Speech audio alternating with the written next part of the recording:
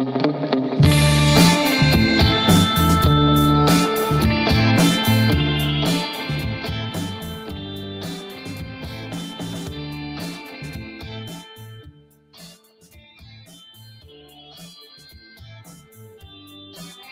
we go. There we go. Good evening, Thomas. How are you doing? We did it. We did it. We're live. Episode 43, season 2. Take one. Yep. We did. I saw that comment. Who was it? Was that Greeners that said that? Somebody. Always. Happy Thursday. Happy pre-Thanksgiving Thursday. Yes, 1 week out. I'm excited. So excited. I'm already looking at pictures of food. I was on the Honey Baked Ham store website. I'm just like enlarging the picture of the turkey dinner. I'm like, wow, that turkey looks perfect. That just looks amazing. But yeah, rare early start. Yeah, Tammy, actually, thank you. 1 minute early. Scott and I were talking pre-show, and we said, hey, we could get the show on the road early. And I thought I heard Mrs. Ari laugh in the background. Scott swears it wasn't about that. But yeah, we did it. We made one. Yeah, see, look at that. Wow, we must be just late every single show. I think it's more me than us. That's the problem. Oh man. And I'm on my new fiber connection. We actually I took Starlink down off the roof. Because I hadn't really mounted it. I just like set it out there. It looks like a drawing pad. Seriously, Starlink, all it is like, it looks like a tablet you write on. It does. But on the back, it's just got like a kickstand. That's it. Oh, because the mini. Yeah. It's the mini, yeah. Does it have a logo anywhere on it? Anything? Really, really small on the back. I don't want to show you because it's got like the serial number as well. Yeah. Like, I think you can steal it. I was trying to log in remote if I could. That's what I was trying to trick you, but you got it. Yeah. That's cool. Have to figure out a way to install that, but super happy with it. I'm glad we can have it as a backup now. Well, and I love what you said. You got the mini because it fits in the sunroof of your car. So now you can live stream you continuing to run stop signs and red lights and all that stuff you do when you're streaming. and I've been asked to do gigs where, like for instance, I live streamed a parade, and you're outside. You're like away from the internet. And this is something I just bring with me, and it's like there's my connection, and so I'm excited for what it opens up that way as well. That's cool. You can be the guy that has the backpack on, like on the golf course, following the pro guys around on the course with the cameras and the mic booms, and they've got all the I don't know. Do you need to wear a lead vest if you're going to do something like that to be safe? I think a hard hat is a bare minimum with the wide brim, because those golf balls when they come down, they're like Mach 2. Fair. And I can't see them in the air when they fly. I'm sorry. Maybe as a kid, I could follow the ball in the air, and it's easier when you're hitting it, when it's going away from you, because it's not moving as fast. But when you're in the middle and it's like zoom, that's tough. That's 100%. Really tough. Yeah. As you know. I've definitely aged myself a little bit when my buddy and I always play together. We've played for I don't know how many years, over a decade now. And I could see his ball and my ball every time we hit, no matter where they went, right? Because they're not perfect. They're not in the fairway. They're going here and there. And I could just right over there by that, let's go. And these last 2 years, I hit my own ball off the tee and about halfway, and I look around. Can you guys see it? I don't know. I don't know where it is. Anybody know where that went? I don't know. Is it okay? It felt good. I can't see it anymore. So they need to invent like a cross between the golf ball and an Apple AirTag. You can just find my ball and just follow it around. Just like they did that in the NHL years ago. They put the little chip in the puck. Yeah. And so it could glow and you could like see it on the screen. Yeah. Which was kind of neat, but it got distracting for us, the avid hockey people watching. And it was like part of the fun is not knowing where the puck is. Unless you're a goalie. Yeah. And that's awful. But for the goalie, that's a nightmare. Yeah, that's the bad news bears. Oh, that's awesome. No, happy you got your internet back. Did they do anything different? The pole got struck and it yanked and broke, the glass of the fiber. Did they just replace the line with a new section and leave the same routing? Did they change it? They changed the routing. They crossed the street way down the road, and then they came along my side instead of crossing along their side and then crossing here. So you're no longer tied to the broken pole, or are you still? I'm still tied to the broken pole. As a matter of fact, it was so broken. The guy, he put his ladder up. I took a picture. I showed you guys the ladder next to the pole, and he's looking at it, and he's going over. He's like pushing on the pole, and you can tell he's nervous. And he calls his boss, and boss which was in truck number 5, pulls up and looks at it, and the boss just shakes his head. I saw immediately he was just shook his head. Didn't even get the car, no. And called the bucket truck. But then they attached it to the same pole. So the pole is going to fall or is going to tip over, but I'm attached to it still, but it's working now. Or one day be replaced, which means they have to unhook everything attached to said pole. Like they did July 30th. It works. Yeah. Yeah. So Brightspeed actually came out today and looked at the pole, and there's those cables like jut out into the road. They took those and they duct taped them back to the pole. So like, it's good. And they left. So apparently we're like on the list to be replaced, but someday down in the future. Well, if you can't duck it, you know. Did you just mute yourself? Yeah, I did. Thank you. So it'd be authentic. What the saying, but yeah. Gee, my Christmas. It's all good. But I can't say enough good stuff about Metronet. I know they're I'm not sure if they're how widespread they are, but the idea that the repair guys didn't know my internet was out until about, I don't know, 3 o'clock in the afternoon is when I was finally able to get a hold of Metronet and say I have a problem. Right. And by 10 o'clock in the morning, it was up and fixed. And that was, I mean, that's unbelievable. The next day. When you told me they were, 2 to 4 hours is what they're going to say, I'm like, yeah, that's going to be 6 to 8. I'm going to see if we even have a podcast. No. And then I'm working this morning, and I said, oh, he's already live, and he's out there. There's 6 trucks out in the street, and I'm like, holy cow, they're getting to work. Yeah, I don't know how much it costs to pay to send 6 installation trucks like that with 6 guys and a bucket truck and everything. I don't think I've paid them enough in the lifetime of me being a customer of Metronet to pay for what service they provided today, because that's not cheap. Salary is a beautiful thing. Yeah. But I wish it was underground. Of course, then it would like flood here, and that would be a problem or something. That's true. We're lucky. All of ours are underground and buried and all that fun stuff. Although I will say I was so angry when they were installing all the hubs through the neighborhood. And then if you opted in, so there's 4 houses connected to one hub, and then they will route from that hub to whatever 4 houses opt in. When we decided to go fiber, when they had to do a little mini trenching through my lawn to bury it and sink it, I was so upset because it was prime time lawn season and I had it dialed in. So I was so mad. They just bring the backhoe in. They're like, that's terrible. Yeah, we wouldn't, in our last house, before we moved here to North Carolina, they put fiber. We were the corner house, and there were 5 holes dug every I don't know, 12 feet. They had to dig a hole, and they were pushing the fiber through. Right. And it was just, and they just took scoops out, and we were just seeing sprinkler pipe and everything. They could care less. It's like, it's our right of way. We can do this. We'll fix it later. Yeah. Oh, it was bad. It was real bad. Good times though. We're back. We're back. You're back, and you have a backup plan in case it happens again. You got Starlink in your back pocket, which is phenomenal. I was trying to convince Mrs. RA to just leave the Starlink running in the car, because you can plug it into a cigarette lighter, and that way she could take her iPad with her, and I could install like a phone app. I'm like, she's so against getting a phone. I'm like, this is just one way where you would at least be able to make a call if needed. She said no. She wagged a finger. So, yeah, she's like, I wouldn't answer if you called. Well, there's the truth. Side button. I would like to do as I usually do, as we usually do for the show, and that is skip a few stories ahead. Always. Because it's a cop out of a segue is what it is. If there's a good segue, we need to take it. We need to take it. And we're talking fiber, we're talking Starlink, we're talking just how things are evolving.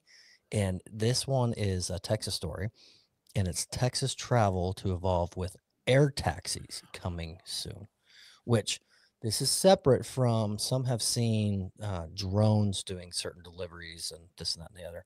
This is in Arlington, Texas, which is a suburb of DFW, Dallas-Fort Worth. and they plan on setting up these electronic air taxis. They look like little single air capsules with It's a 4 people propellers. drone. It's a people drone. It's a people drone, yes. And it's going to fly between the Little Municipal Airport in Arlington to DFW International, as well as the Entertainment District. And it has a little hub that they self-land and charge on.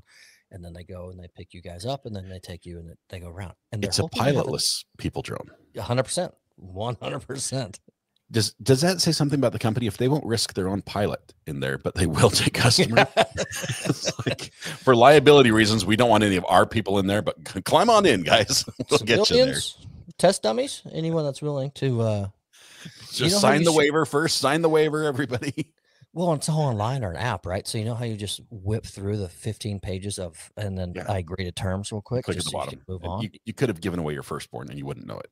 And that's what this is going to be. If it crashes and burns, not liable. Like the company is, they get off. And there's probably also, you've sold the movie rights in that signature. You're giving away movie rights to your death. They can own the documentary footage, and they can make more millions based off your crash, you name it. But I've heard this was going to be a thing in a different DFW city and sooner than now. But now this one looks pretty legit. And 2025 is their estimated launch time.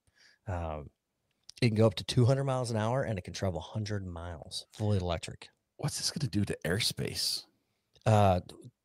So they just have to get their licensing, because you can fly a drone in these areas, but I don't know how many they'll have, right? What if they have 100 of these taxis scooting around? Because like, it's going to cause a logjam. My drone, I can only take up to 400 feet, but I imagine I wouldn't want to go 200 miles an hour, 400 feet off the ground. I'd like a little bit more buffer so that if there's a little bit of turbulence, I'm not going to be like skipping stones across the parking lot. Yeah, you hit something. So I don't know. It's I'm sure the FAA is looking at this going, oh boy, here we go. We got to look at all this and manage. I mean, I can foresee delayed flights or issues or drones hitting drones, depending how busy it gets, right? They can only take flight when customers are booking them. You're going to have some people very eager, and you're going to have a lot of skeptical. It's going to be like that one guy who takes it daily on his commute, and then a couple tourists. That's it. And that's it. And they got 30 of them just grounded the whole time because no one's doing it. So I don't know. It'll be interesting. So this is out of Arlington, Texas. Let me see if I can find the date. Anyone's in chat is interested to book your tickets now. Yeah, or to follow the crash, the story. Yeah. It doesn't say, but next year, that is crazy, because this has always been the idea of flying cars has been out there since the Jetsons, right? I think somebody mentioned in chat. Is it too early to short the insurance company? Now's a good time. Hey, just Roy. jump right in there. But we're there. I mean, they exist, but this is taking it to the next level where it starts to be practical and useful. I mean, a flying taxi, it's probably going to be almost economical. It's probably going to cost more than taking a taxi. But when you start looking at the speed, the time of the traffic you're cutting out, things like that, businessmen will look at that and say, yeah, that's a good deal for what I need. 100%. And that's when the adoption just explodes. So, yep. And then the taxi service dies, which it started to already in a lot of areas based off of Uber and Lyft, right? So now some of those are going to take a hit. What I think we lost the most when the taxi service died, I'm talking about Yellow Cab, those taxi drivers knew everything about the town. Like if you wanted to find something out about a city, just ask your taxi driver, because he knew. And you're like, hey, he knows, first of all, he knows where everything is. So, how do I get to? It's like, oh yeah, no problem. And this was before the days of Siri and navigation, and everything else, right? They just knew. And it wasn't like, let me check the map. Where did you say it was again? They could get you there. They knew. And a good taxi driver, you could say, hey, look, I'm looking to take. What was that? Was that you? Yeah, I'm scooting my computer a little bit closer with the camera. It was. I thought it was a drone, a little mini. Yeah, it's drone. It's your my cab's here. I'll be back in a bit. Yeah, they'll see you. A good taxi driver would be able to tell you, where a good place to go out to eat was. Like, hey, go here. The locals, no tourists know about this place. Yeah, go in, ask for the number 2. get a beer and a set of pasta, and it's the bee's knees. And say hi to so and so. He's a friend of mine. Yeah, we go way back. And reminded me, you owes me $20 when you go in there. Seriously, that was if you haven't had that taxi experiment, it's gone now. It is. Now with Uber and Lyft, love it, love the service, love that you can have a clean car there in minutes. Cleaner vehicles is the big kicker. That usually drive safely. And probably you'll feel a little more comfortable in Uber than with some taxi drivers. Yeah, it's a personal vehicle, right? Yeah. It's not the old Crown Vic with the yellow spray paint on it that they bump into stuff they don't care. But with the medallion in there and just call it good. So we actually touched on taxis, I don't know how many months ago on this very, very podcast. And I made mention of, I haven't seen one in months in my town, and I used to. And then it was the very next day that Roy in chat, who you all know, saw one and sent me a picture of it live in action here in town. I can see Roy running along the side of the road trying to get the shot. 100%. Roy, I've got a visual in my head. He was doing an I told you so type moment, and he nailed it the very next day. And it wasn't about, I don't know, the next 15 days in a row that I saw like a taxi. Every other car was a yellow cab. Yeah. I think it was the same guy. They watched the podcast. They're like, we're still here. They just circling your property. That or Roy put an Apple tag on my car and said taxi driver, followed me around everywhere. If you can catch him, I give you $20. Yes, that's what happened. But no, so we still have a small service in this town, but it is extremely diminished by far. I'm shocked they're even still around. I think they do a lot with our base. That helps them out a little bit, because between Uber and Lyft, there's restrictions, with certain things getting on and getting the access. So we have an Air Force base here. But yeah, when you start talking air taxis now, especially in bigger cities where there's heavy traffic, you're telling me my morning commute via me driving or an Uber that's 45 minutes costs me, I don't know how much it's going to cost, but I can now do it in just 10 minutes. I'm in, and it's cool. Are you going to live stream your first taxi ride? I should go down there. It's only an hour and 40 minutes away. I should go down there and have them come pick you up. And it sounds like they can do that too. Yeah, well, they can fly 200 miles an hour. 100 mile is their range, so I'm too far. I'm out of the range. I need to go down there and do it and take a camera and stream it or record it and then play it. All right, I'm going to look it up. Once it opens. I'm going to look for goldfish crackers. You take the air taxi. I think we're going to call that even on assignments for the week. Oh, man. Talking about favorite places to go, talking to a taxi driver. There's good places to go, and then there's bad places to go.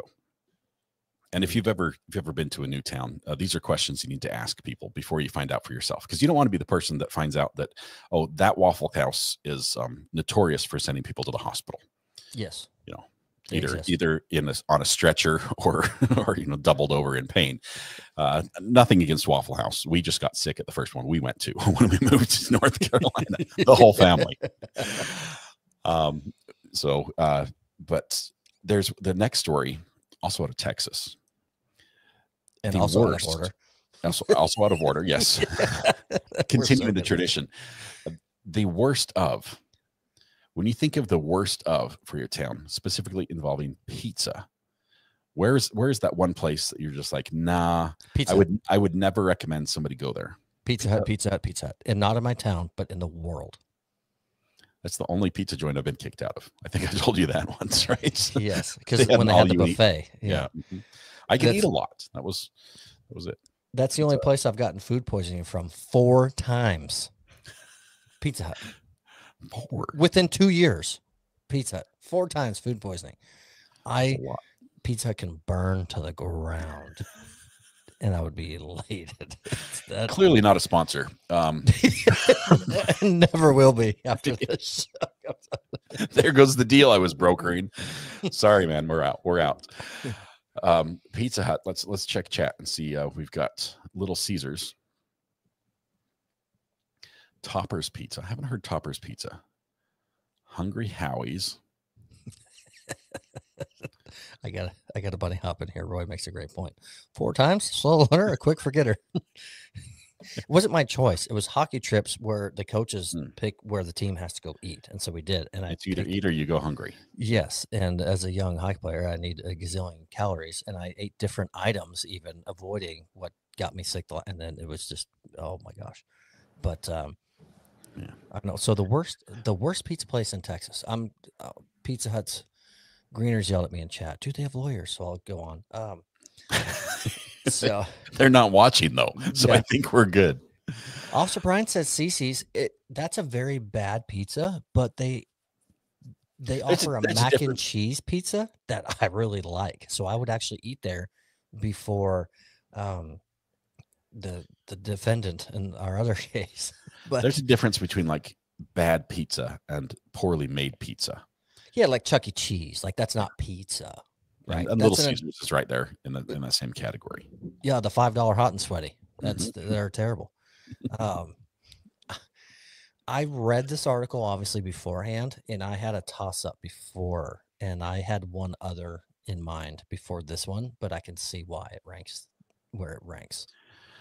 So I haven't seen anyone guess it on the list, but I haven't either. Not just, okay, and this is funny. Let me read the entire thing because this is not just in Texas. Apparently, let's see.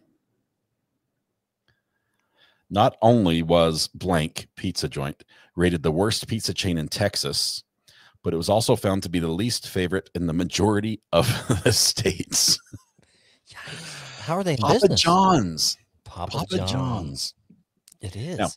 Now there are two pizza places that I know of. There's Papa John's and there's Papa Murphy's. The difference is Papa John's sends you a cooked pizza, and Papa Murphy's, you take the pizza home and cook it yourself. I'm not sure if one is better than the other, but with Papa Murphy's, if it tastes bad, they can blame you because clearly you cooked it wrong, right? 100%. Or you didn't follow the instructions. But see, the one thing that Papa John's sold people on is they give you the banana pepper, they give you that garlic sauce, and the other something within the pizza. And I will say, Papa John's, the first couple bites, I think taste great. After that, it doesn't taste so great. And then after that, you feel very sick. Then you start feeling bad. Yeah. Then you feel like Pizza Hut when you're done eating Papa John's. As soon as the pizza stops tasting great, you're supposed to eat the pepper. I think that's how it goes. You eat the pepper and then you're like, I'm done. So if there's no pepper, don't eat the pizza. Because it'll end poorly. Roy called me out for being a slow learner, but he likes Papa John's. There you go. Well, it's they're still in business, so obviously there's enough people that like what they do and how they operate. It's not my go-to. I'm actually really sad. I don't know if people in chat, Scott, if you got one out there, but Marco's Pizza. Marco's. Yeah, Marco's. Sounds familiar. So we got one just a few years back, and then now we have two, and it has been my go-to for years until the last few months. The orders kind of mixed up. The quality doesn't seem as good.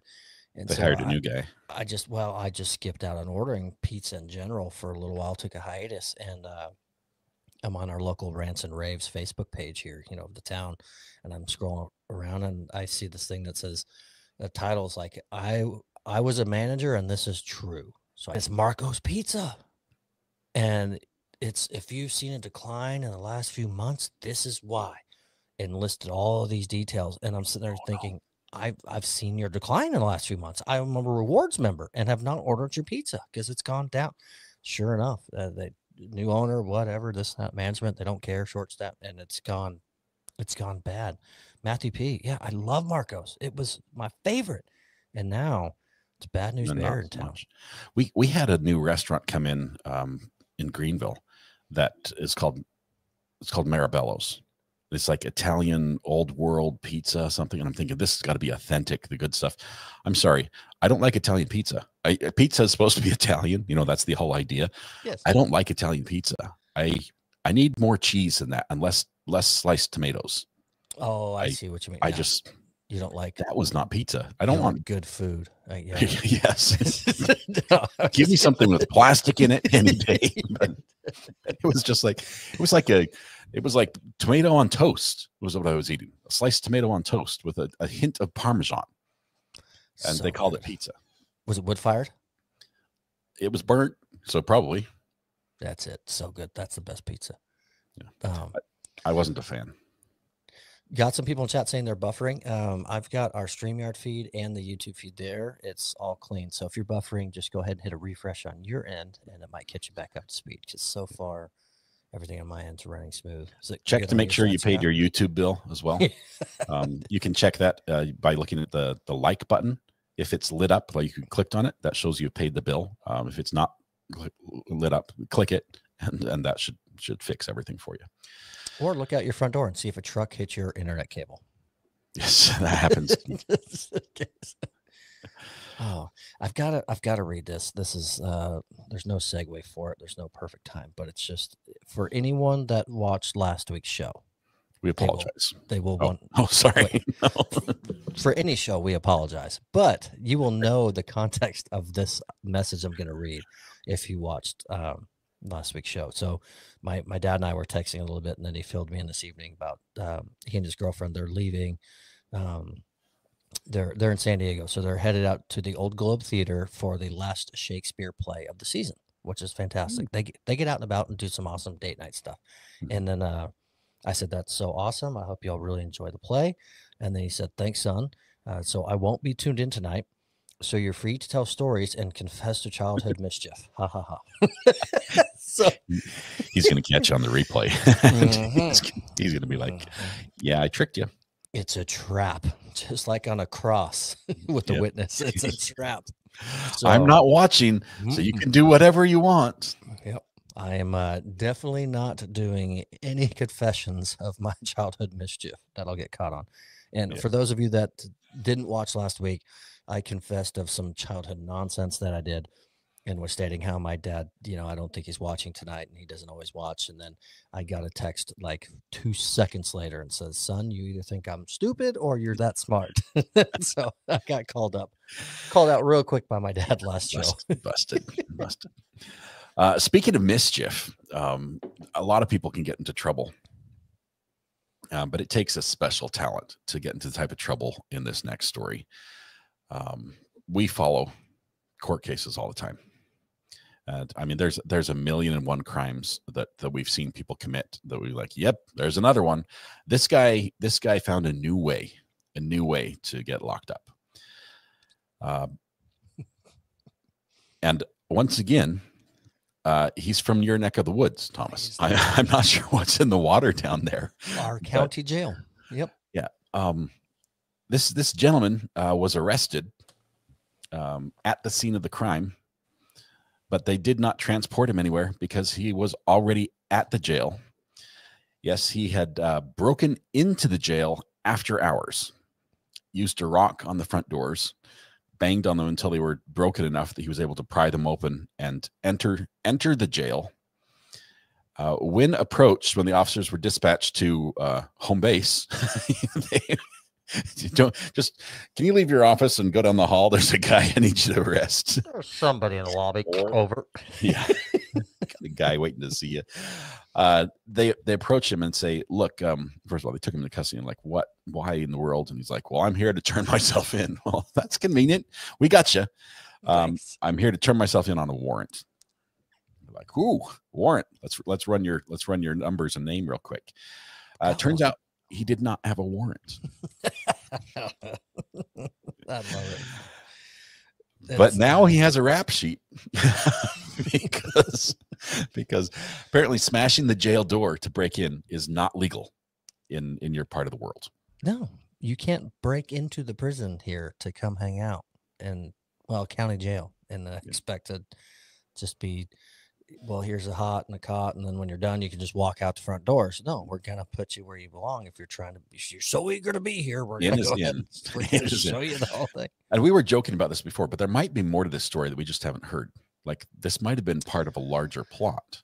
Yeah, that's part of what I was thinking, because I think one of the parts of the article says something about how he went into one of the visitation rooms and sat down. So was there a plot within the inside of, you're going to meet me here, put something here, leave it under a desk there for the next visitor to come when they do and get it and just not, I don't really know, but it just seems weird.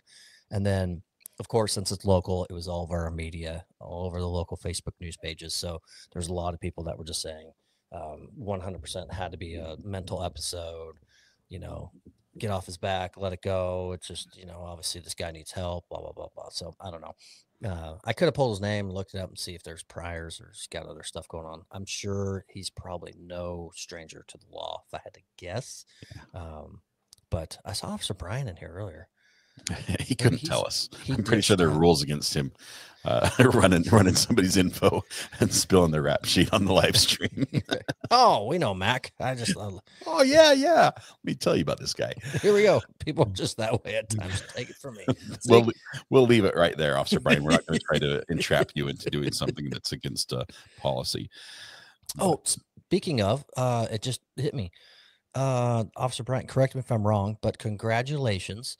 Ooh. This Tuesday, I believe it was the 47th Citizens Police Academy graduation.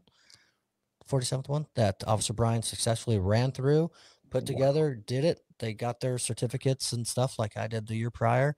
And it was an awesome time. This class was fantastic. I did not do the whole academy, as I told you guys before, in my volunteer position. I missed a ton of it.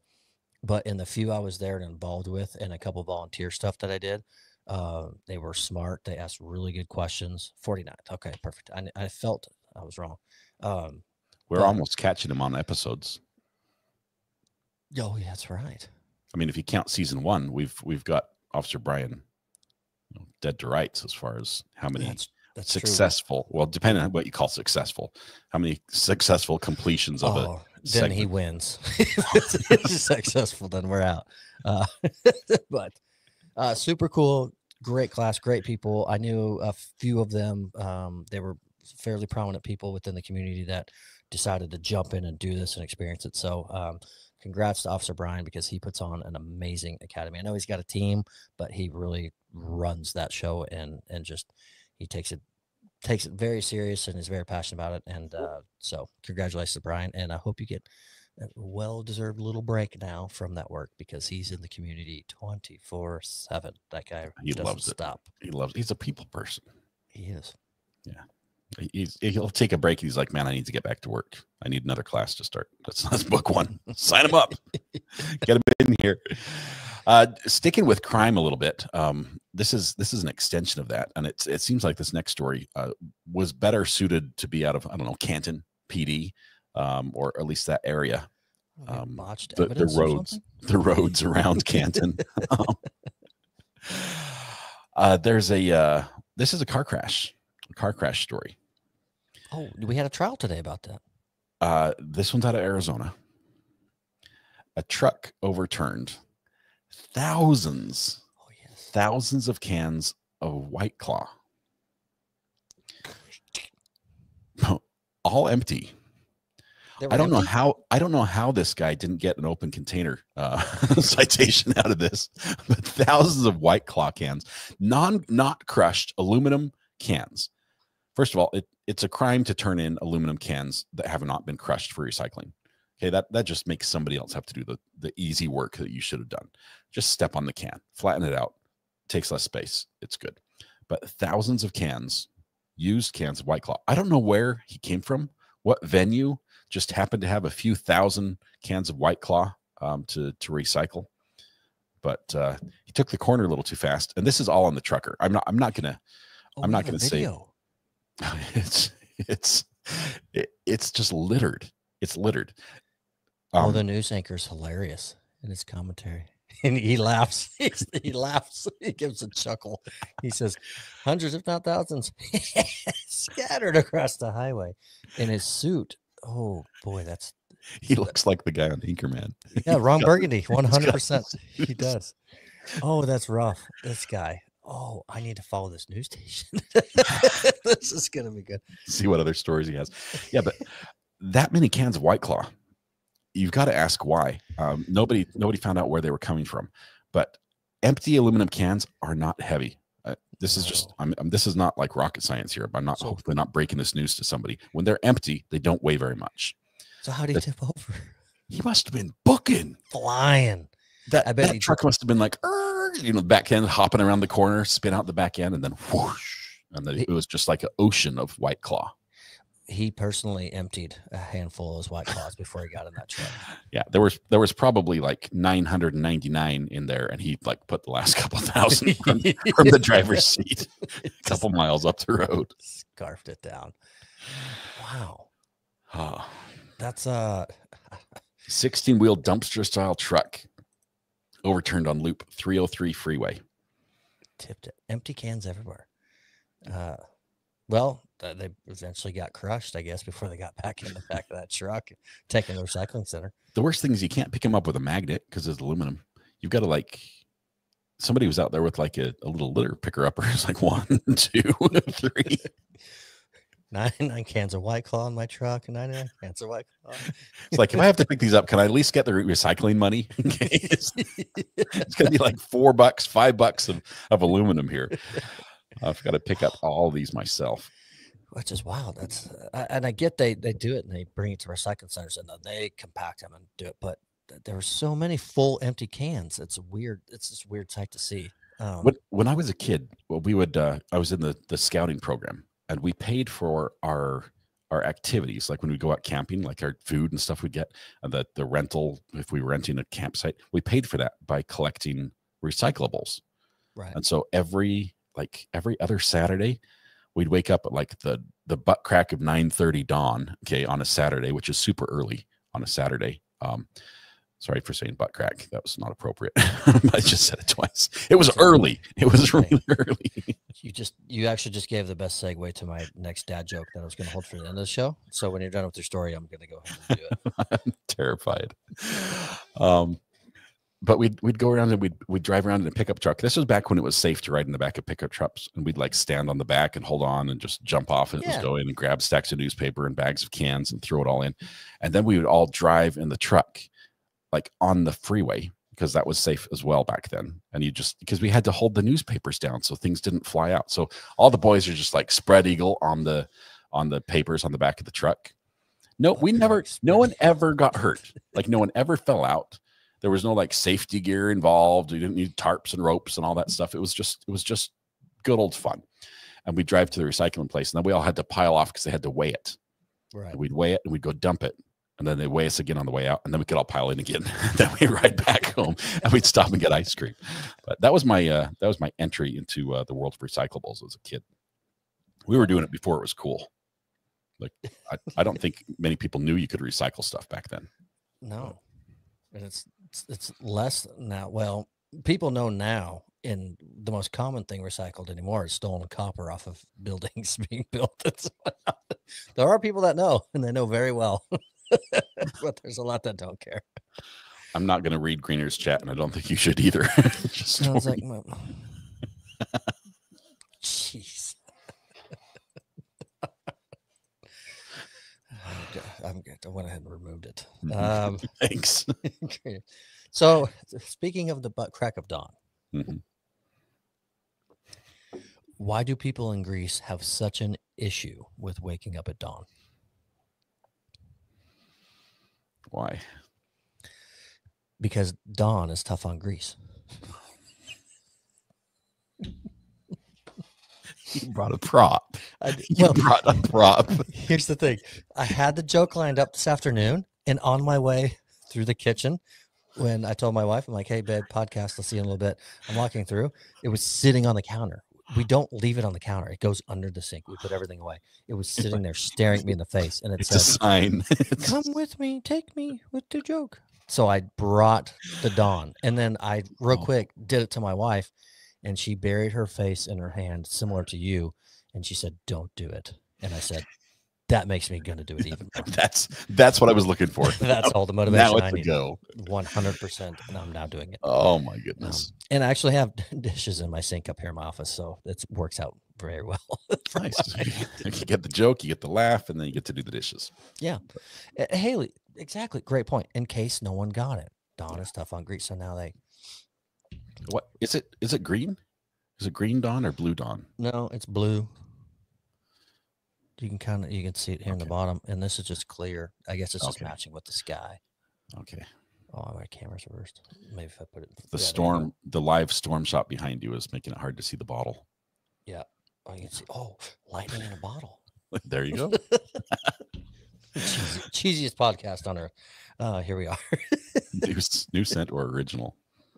Oh, this is clean lemon scent. Speaking of new scent, this is completely self-serving, and I apologize for doing that. But my family has grown tired of the available flavors of Southern Febreze. And I was, you can taste it after you spray it. I don't know what else to call it. It's not just a smell. It lives around you. 100% gets on your tongue. You're right. Lemon, lavender, they're both great. As a matter of fact, I'm a bit partial to original unscented. But I was wondering if maybe we could do some sort of like a social media write-in campaign to the makers, to Raid, and say, hey, let's come out with another one. Right? Let's do a new flavor of Southern Febreze. I understand the flavor aspect, because you're right. It gets on your tongue no matter where you spray it. But I think if you write in, I would avoid calling it a flavor, because they're going to think you're huffing the Raid. So you're doing it wrong. You're doing it wrong. Yeah. I was thinking like evergreen, like the candles, like a Christmas candle. Come out with a Christmas edition of Febreze or Southern Febreze. But that might attract bugs, because that's more like nature. The bugs will be here no matter what. It's just whether or not it smells good or not. I'm thinking spring flower or evergreen is yes, Febreze Pods challenge. It's one of those things. But let me know. Let me know if you think we might be able to pull this one off. We've got a community of people, and we can put them to work adding, at Raid on X. We might be able to say, look, there's demand. Hashtag new flavor. Yes. And maybe we get a sponsorship out of it. You never know. Maybe that becomes their new campaign. We've got a new flavor. Yes. Because we know. You thought Febreze was good, but have you tried Raid? 80% of taste is smell, so we made a new flavor. 9 out of 10. Yeah. Vanilla bean Raid. Oh, speaking of winning the lottery, that was smooth. I didn't feel the bump there at all.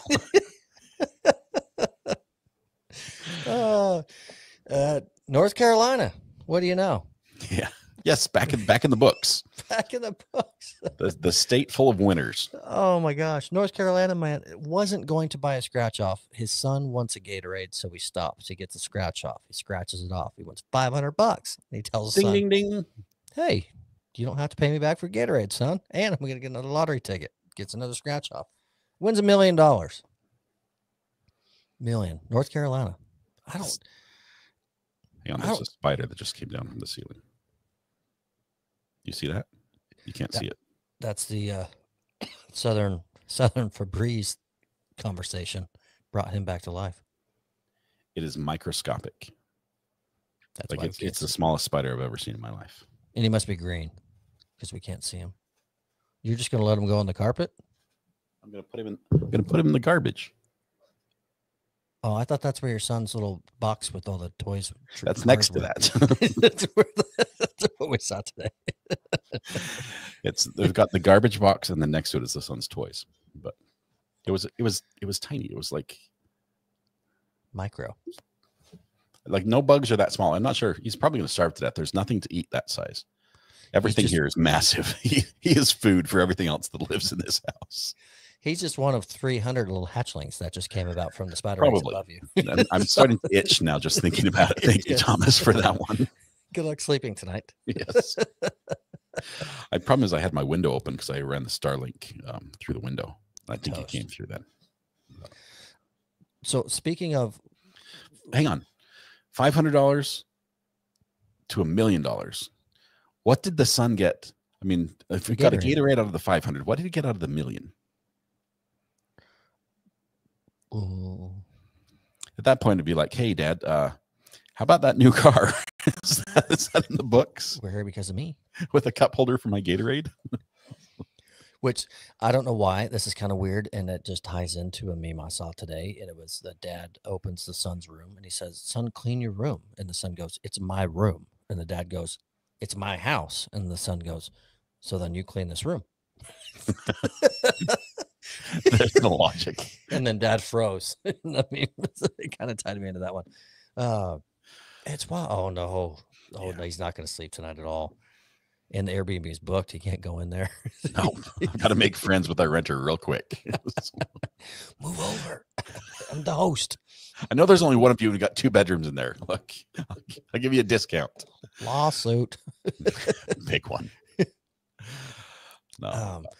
So we got lottery winners. We've got Dawn soap. This all ties together. And I want chat to put in a few comments. When you think about counterfeit, whether you're going to counterfeit items or sell counterfeit items, like what's the top 3 things that come to your mind as far as if you and I were going to scheme together now? Software. Boom. There's one. Yeah. Right. Another big one. I bought on eBay. I bought Final Cut Pro once. They said new in the box, new packaging box, and it came like in a stack of DVDs, all rubber banded together. That said disc 1, disc 2 on it. And then it had like a sticky note with a passcode. Bingo. So purses, handbags, clothing, people in chat are on it. Shoes, Taylor Swift merch, purses, purses, handbags. Absolutely. Everyone's nailing it because that's where the money's at. Yeah. Software, purses, watches, tennis shoes, software. There's more. And podcast host, that's a fantastic one. Adam, of course, can count on you.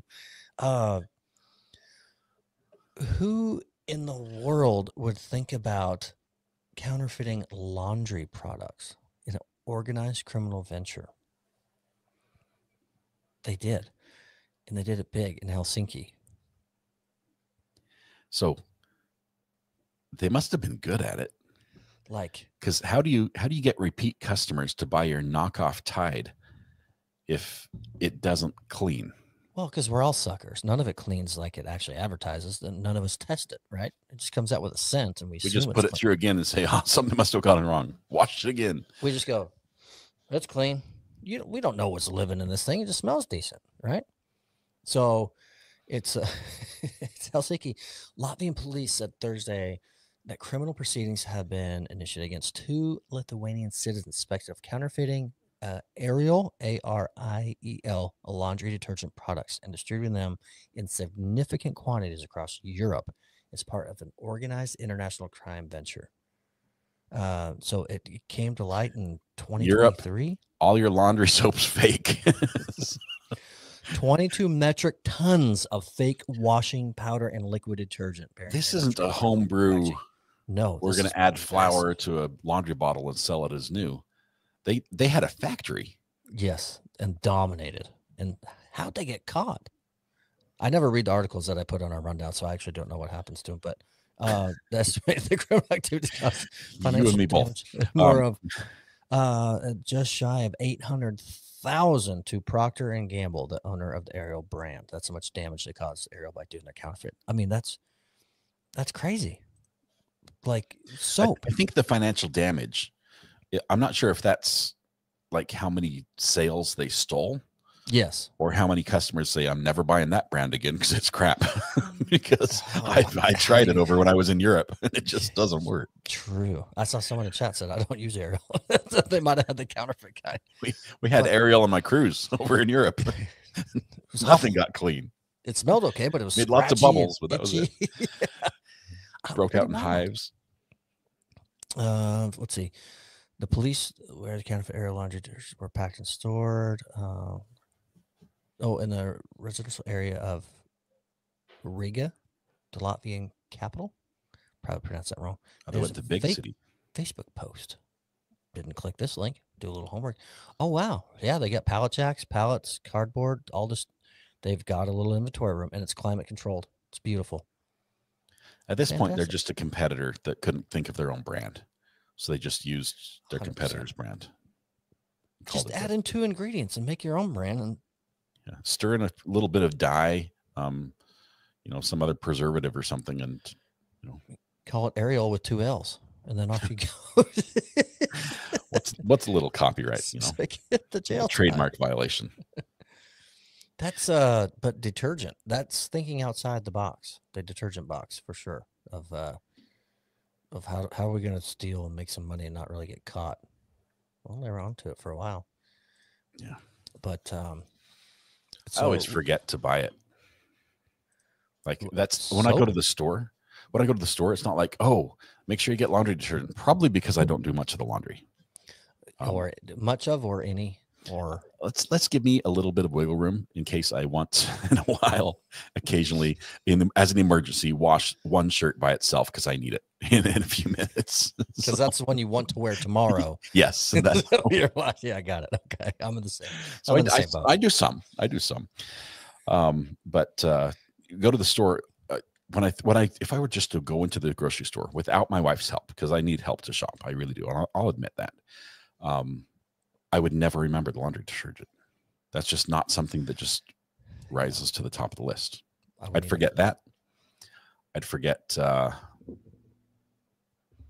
probably any food I don't like. Like I would definitely forget cinnamon graham crackers. I realize they're great and yucky. No, original honey graham is the only way to go. Cinnamon is like, oh, I guess the store was out. I didn't see them. I don't. Did I just defend you, Thomas? Cinnamon is so good. They're both good, but you can't write cinnamon graham crackers off. I have. I can't eat them. Did you ever do this as a kid? Right, they came in a sheet, right? The cracker.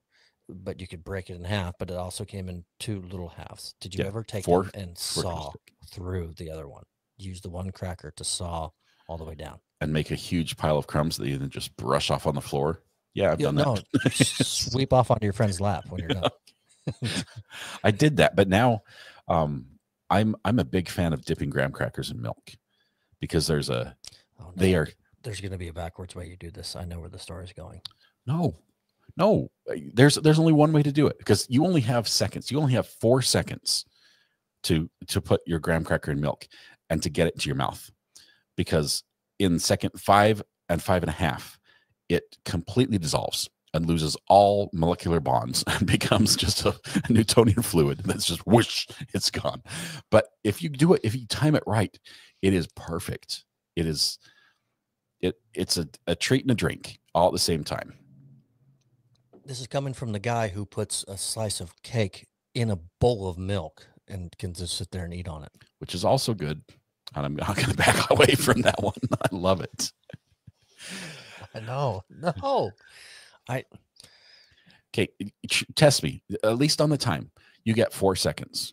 We're talking 1, 2, 3, 4, and it's gone. And if you want to push it a little bit and do like the 4 and you have to do multiple layers of crackers. You can't just do a single layer. It is yummy. It is. One day, when you all try this and you're like, RA, I'm sorry I doubted you. I'm sorry. 4 seconds, no challenge. There it is. I don't even feel like that's long enough for me to get the milk, but I don't want the milk in the graham cracker. And if you're not you even just want the dry crumbs in your mouth, it's like why not just put sand in there? Because that's what it feels like, just like a mouthful of sand. That's oranges and apples. Even worse if there's cinnamon, because it's like gritty sand.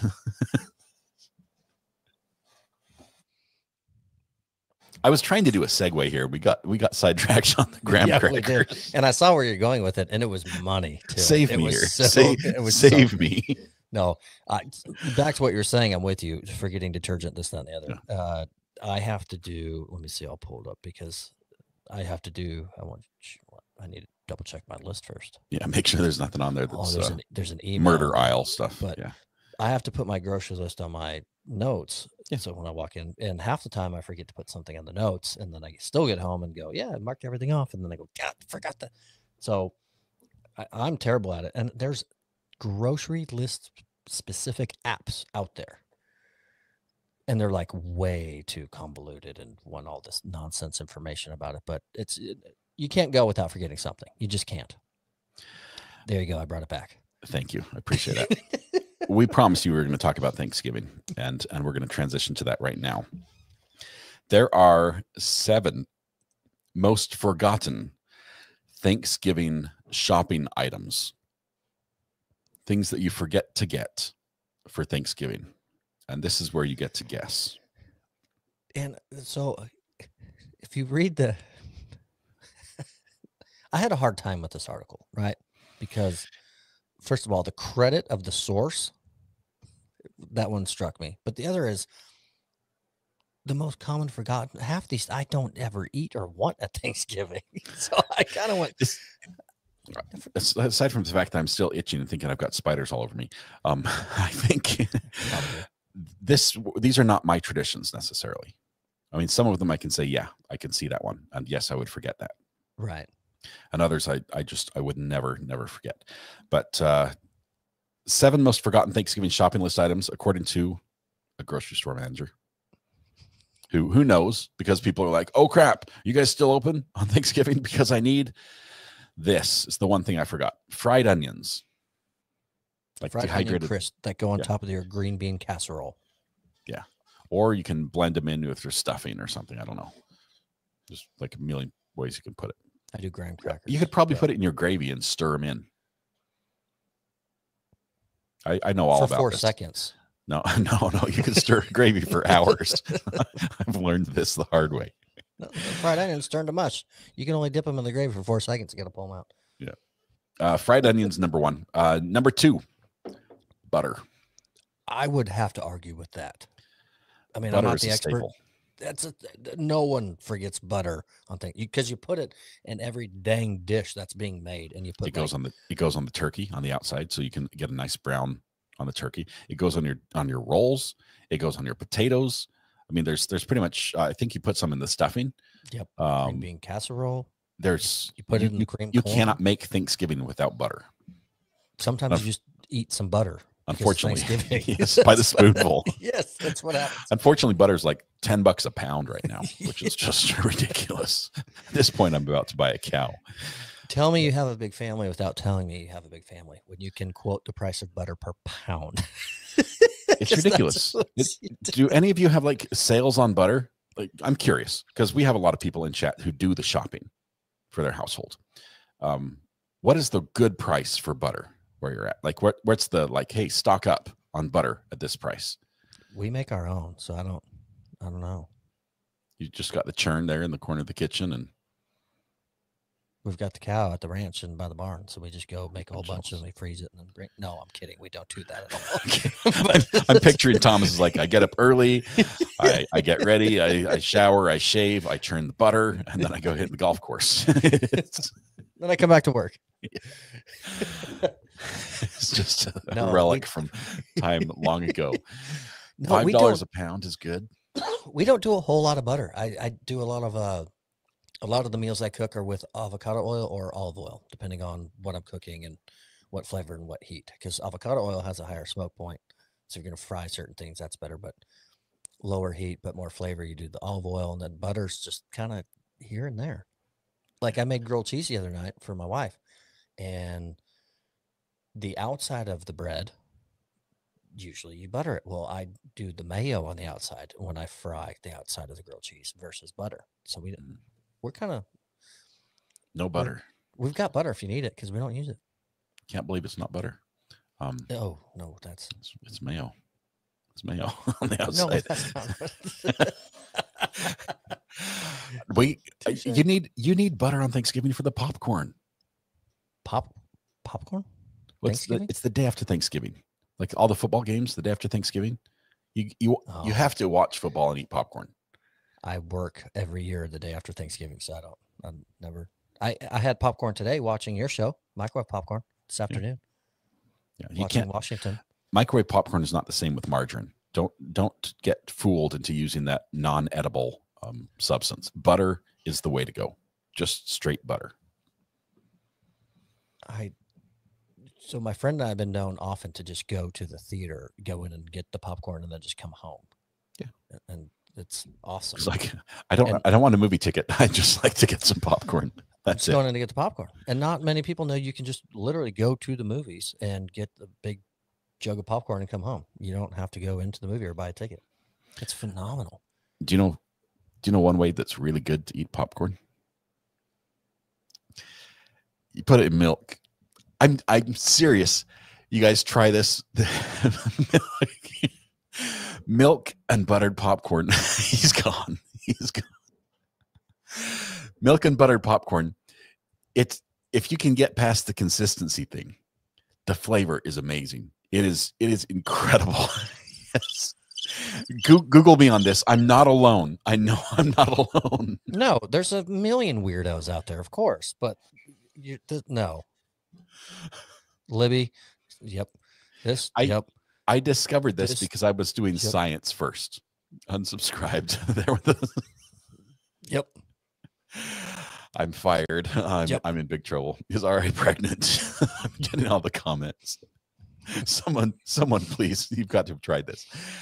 I found this out the hard way.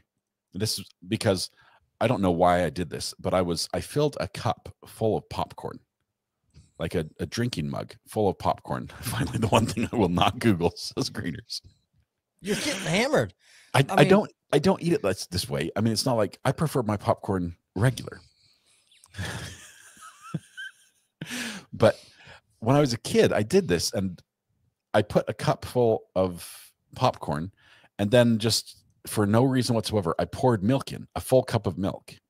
And you can fill a cup full of popcorn and pour a cup full of milk into the cup full of popcorn, and it will not overflow. Like the magic of science, the milk and the popcorn occupy the same space, and they're both full, but they both fit in the same space. Does this make sense?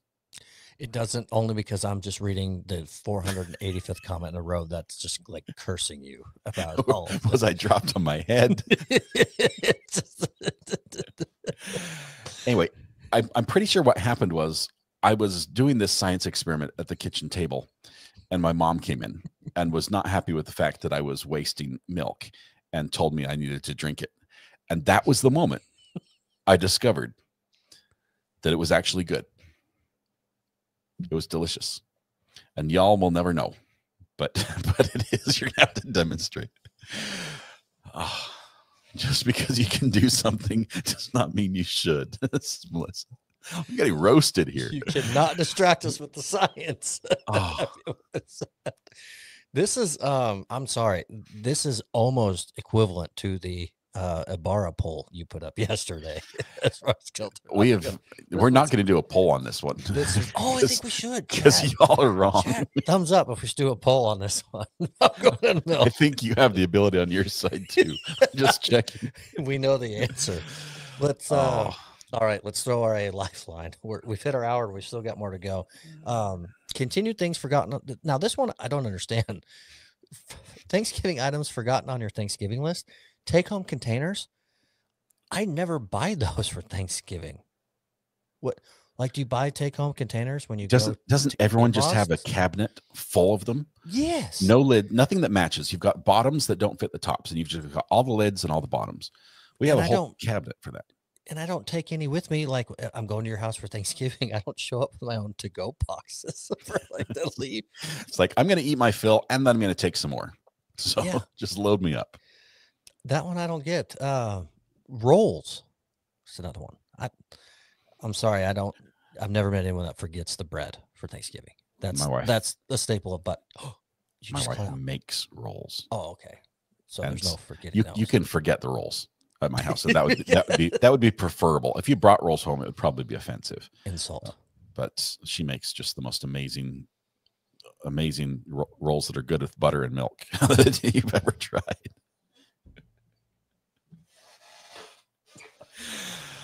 I hate Thanksgiving now. I love milk. I say pickles, not politics. It should just be milk, not politics. That should be the. Well, I forget who it was that commented earlier. We highlighted it and said, "No wonder you go through 8 gallons a week." It's to you. We've done just 6 this week because of the whole Lidl where they wouldn't sell us 8 gallons. They had the limit of 6 being rationed. That's great. We haven't run out yet. It's Thursday. We get milk again tomorrow. You should just, if you were going to, I would say you could just DoorDash from the corner store, a couple gallons of milk, and then you'll have your 8 there. Hey, check it out, Credence and Mikey. I hopped in. Saw you guys were live today. I hopped in on Friday or Monday and threw a super chat their way and thanked them for being on our last show. And then here they are coming back and passing it along. So we'll hop back in. If you're missing police chases, you need to subscribe to Credence and Mikey. They're absolutely great. And they'll go live in a heartbeat. If there's a chase, they're on. They will. So. And they'll even do a replay of stuff that we don't see all the time. That's comical. They can post it up and play it and show some. I think they have like a secret, provider for the Arkansas chases. They've got an in for sure. I don't know. You have to live in Arkansas to get those. They will not send them to anybody else. So you're either one of them lives there or something. But well worth the subscribe. They have a good time. You'll like it. Credence and Mikey, and as well, their channel is We've Got a Chase. They're awesome. Moving right along, another one. This is another one. I've never in my life, in my adult life, have purchased this item specifically for Thanksgiving. But people forget a bag of ice. A lot of people have ice makers now, and the bag of ice is only when you need it. 1900s. Yeah, we have an ice maker, but it doesn't work. So it's actually same. So I think that's the first thing that breaks on any refrigerator freezer is the ice maker. But so bags of ice. Another one, they forget whipped cream. Goes, of course, complements your pumpkin pie or your cherry pie or your rhubarb pie. Do you eat your pie with milk, Scott? Thomas? Everything, milk is the beverage of choice for consumption. If you're going to eat food, you get a glass of milk. They go together. Okay, here's where I'm going with it, though. Some of it I kind of get. They go together. They pair well, but you don't like put them in a blender, right? Like I don't take my garlic bread in my spaghetti meatballs and like put them in a blender and eat it. Like they're separate. Milk and cake and pie and whatever other things you've said that you just don't do it. You just graham crackers, popcorn. No. I'm pretty sure, like most graham crackers, if you look on the box, it has a picture of somebody like dipping them in milk. Like this is the way you're supposed to be. The inventor of graham crackers, Mr. Graham himself. I don't know, Mr. Graham Bell. I don't know. Whoever invented graham crackers designed them to be dipped in milk and eaten. Not an ounce of milk in sight on their marketing or branding. Looking at it right now. I'm even going to instructions. I'm going to call up Honey Maid, tell them to change their box. They're going to be like, no, Pizza Hut and us watched your show last night. We're suing. It's funny that two of the things on this list, I went to the grocery store for no reason. Okay. I went to the grocery store just to go to the grocery store, took the kids, like get the kids out of the house. Hey, let's go check out, run down the food line. And two of the things on the list of you forget for Thanksgiving, I bought for no reason. I bought butter and I bought whipped cream. And for no reason? You didn't have an end goal for what was at the house? They were both on sale. The butter was $4.50 a pound, and the whipped cream was like $2. The Cool Whip containers were $2 each. Not the spray on, because I don't do the spray on. That's no. It's yuck. Oh, we agree tonight. Yes, on one thing. Have you tried it with milk? No, just kidding. I'm sorry.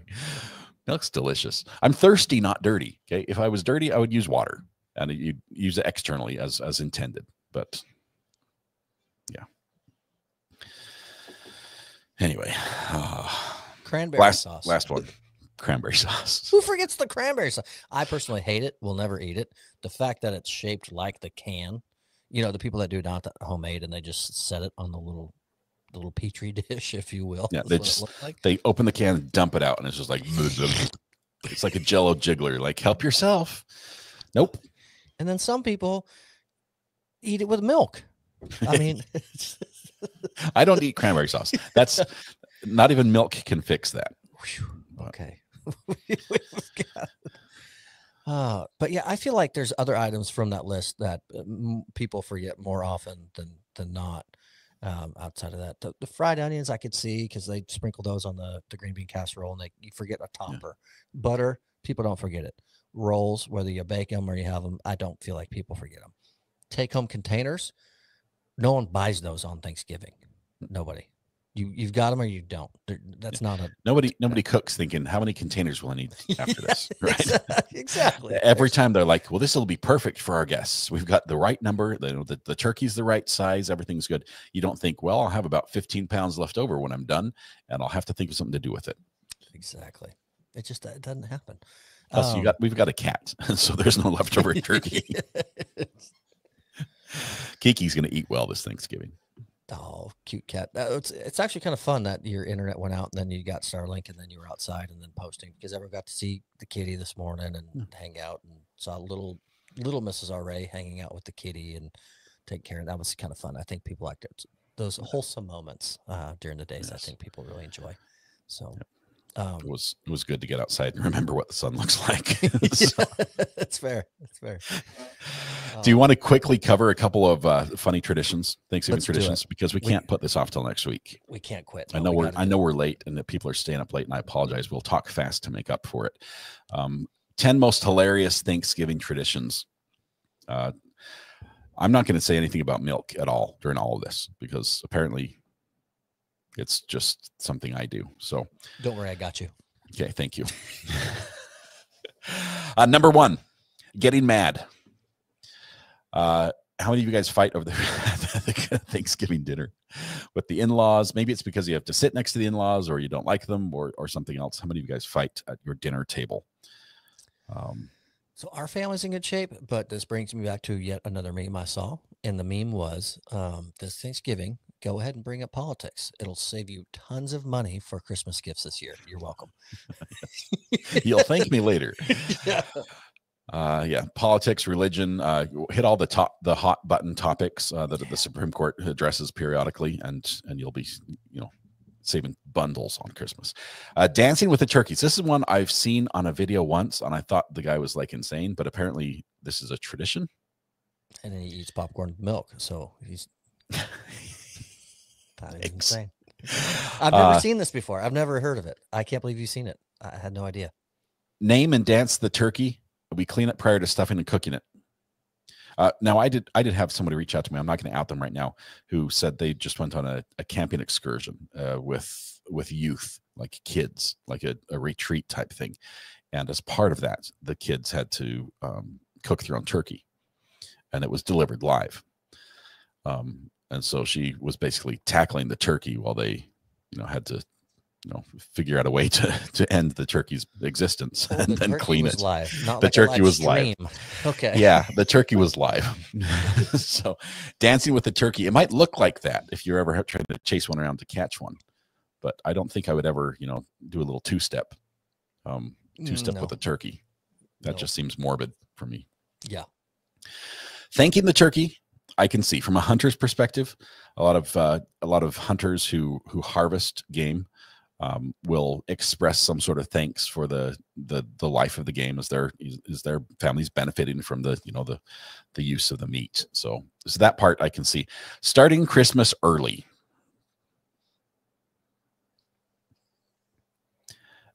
The post-Thanksgiving gift at the dinner table, just to kick off the Christmas season. I think this is something that was invented by Walmart. Just trying to sell more stuff. That is so awesome and probably accurate. We don't do the whole gifting thing. We get decorations up and all that going and just kind of have the ambiance, but we definitely don't get the gifting. But Walmart had to start that. I agree. You nailed it. It's pre-Black Friday. It's like, this is our last chance to bilk them at full price. Yeah. Because once Black Friday rolls around, no one's going to pay these prices again. So see if we can get them to give a Thanksgiving gift as well. So I'm not sure. This one I'm okay with, although I don't do PJs all day. If you're not having guests over, this works better than if you are. But just why? I'm trying to think who's in my why not stay comfy? You're going to eat way too much food anyway. Okay, you need the stretchy pants. PJs. Elastic's key. Mm-hmm. And then after you've filled yourself on turkey and you've got that tryptophan overload, you can just lay down and take a nap because you're already in your PJs. Totally. I'm all for it. I think that the holidays are funny to me, right? Because it's a holiday. It's a day off of work. Therefore, I should be comfortable and enjoy my day. But yet I'm forced to do things I don't want to do on my day off. And I'm thinking, can I just go back to work now? So yes, well, wear the PJs, do what you want to do. The next one is relaxing. You've got to relax on the holiday. Just don't do anything. Football is a great time for that as well. You got Thanksgiving football games and post Thanksgiving football games. Good stuff. Did you hit the link on that one? No, I didn't. So it's part of relaxing is to partake in favorite holiday tradition one year, to take a mysterious walk for 20 minutes and you come back in a better mood. So part of relaxing is you go out for a walk. No, they're doing it wrong. You skip the walk. You go straight from the dinner table to the relaxing. Straight to the recliner. Why waste all that good tryptophan? Let it just hit you with a full dose and knock yourself out. Stuffing 2.0. We stuff our Thanksgiving bird with cereal, sometimes sugary, sometimes silly, not usually healthy, but one year it was grape nuts. I'm not on board on this one. Really? Cereal belongs with milk, as you know, and should not be inside a turkey. We found you an ally through this whole thing. Okay. You guys with me on this one? Let's see. This next tradition, a different kind of roasting. This one's kind of funny. Think of like the pickle's not politics, but like when like the president invites all the correspondents to the dinner and everyone's like stands up and just rips on each other. Yeah, well, there's actually a show that is not affiliated with politics that does this, so we could have gone that route. That would be better. I haven't seen the show. Which one is that? I'm just saying, the president. It doesn't matter which president it is. This has been a tradition for years that you just rip on the newspaper reporters rip on the president, I guess. But now you can do it with your in-laws. I mean, you've said it behind their backs. Now you can say it to their face, right? Yes. And call it a tradition. Call it a tradition. This is what I call sitting around the Christmas table and giving your in-laws the bird. That's the joke of the year so far. That's perfect. I like this one. It's a funny Thanksgiving tradition. Started about a 9-year-old. He roasted everyone at the table. He figures we roast a turkey, so why not? Yes.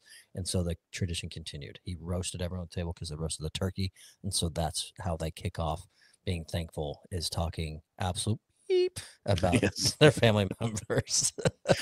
What a way to bond, other than, completely making each other cry about saying rude things to each other. What could possibly go wrong? This is one that we all sort of participate in somewhat unwittingly. Eating competitions. Thanksgiving, apparently very few of us have the ability to just eat the recommended portion size on Thanksgiving. And maybe it's because we've got just delicious food that we normally don't eat, like day in and day out. Right. Maybe it's the effort that went into making the food, and you feel guilty, and you're like, "Well, I better eat another helping, or else my significant other is going to, not be happy with me." You didn't eat the potatoes. What, the other one you did not like? No, I ate that one first. You just didn't see it. It was awesome. But turn into a competition who can eat the most. This is how my family eats pizza. Fair. I like it. We you save the bones, the pizza bones, the handle of the pizza, the back part that no one's supposed to eat anyway. Crust. Yes, the crust. That's what they call it. You dip that in milk. It's amazing. No, you don't. Not everything. Not everything. Oh. Last but not least, chocolate turkey games. This one I have not heard of. I've heard of the bowling of the frozen turkey games. I don't know what chocolate. 15 tiny chocolate turkeys circulating through the house every year. You hide them in each other's bags, so we don't know we weren't eating them anymore. So she doesn't know we weren't eating them anymore. Okay, so I don't know where you buy a chocolate turkey.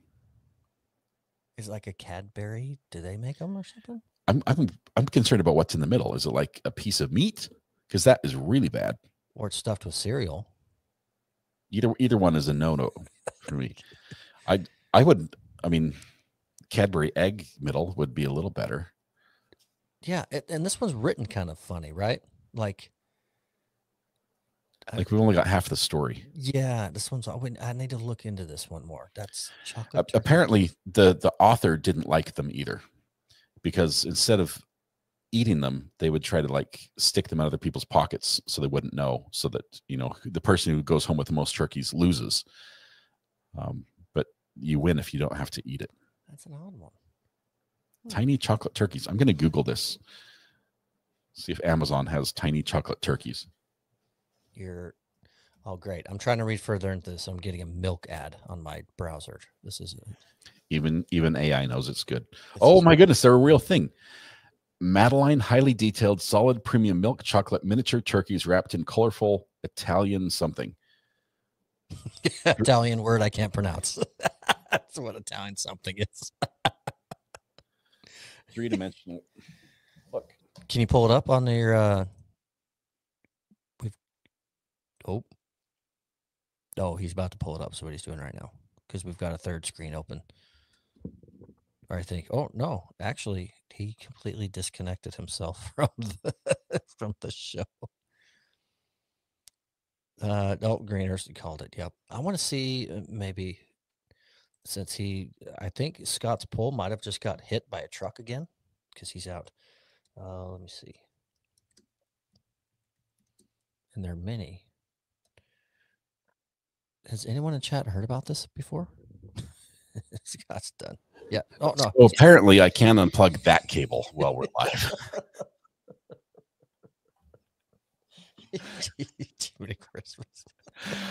We're going to just reset everything back to black magic. There we go. Okay, we're back.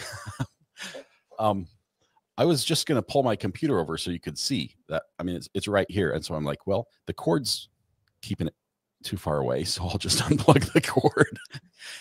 And then I disappeared. I can fix that. Though. Yeah.